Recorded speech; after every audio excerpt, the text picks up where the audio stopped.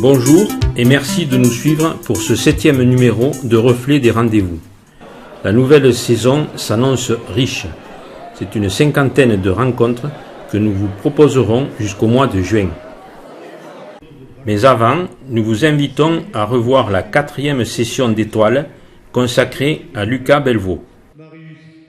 Que dire de cette performance cinématographique qu'est la trilogie où l'histoire s'étale sur 3 films au genre distinct.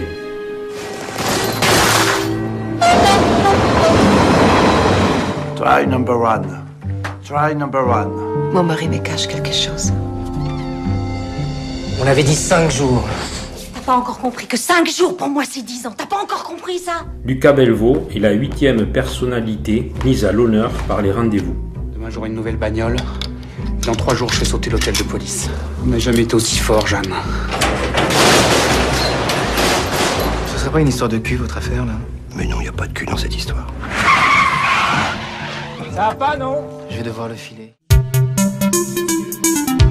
Pour clôturer la saison, Daniel Lehun nous raconte la fabuleuse épopée du système métrique, aventure scientifique et humaine commandée par les révolutionnaires de 1791.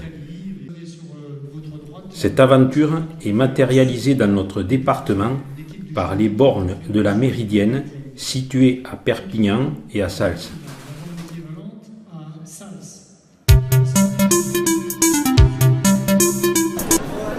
Alors nous voici au Forum des associations en compagnie de Roger Hayel, secrétaire des rendez-vous.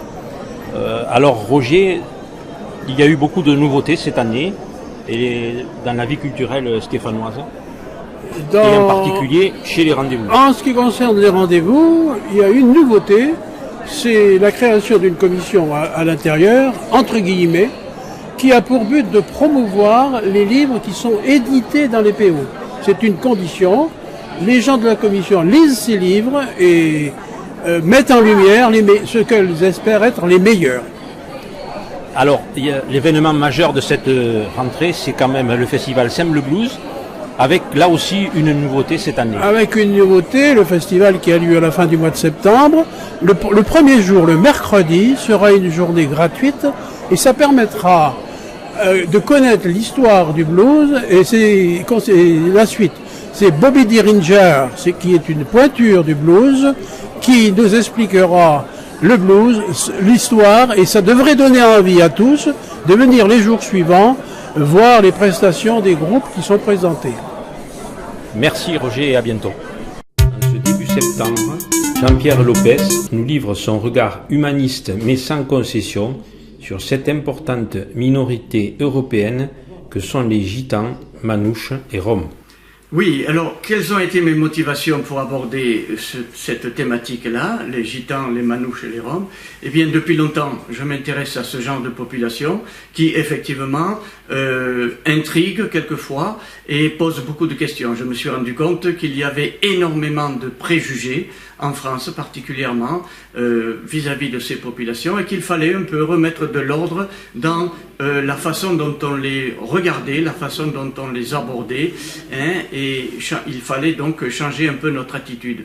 Gitans, Manouches et Roms, il s'agit effectivement de 3 populations assez différentes, avec des traditions différentes, des destinées différentes, mais il ne faut pas oublier qu'ils ont une histoire très ancienne qui date depuis plus de 10 siècles, c'est-à-dire plus de 1000 ans, que c'est une minorité européenne, mais une minorité importante, puisque c'est la plus grande, la plus importante des minorités européennes, qui a été reconnue par le Conseil de l'Europe. 12 millions, je dis bien 12 millions et même plus de ressortissants.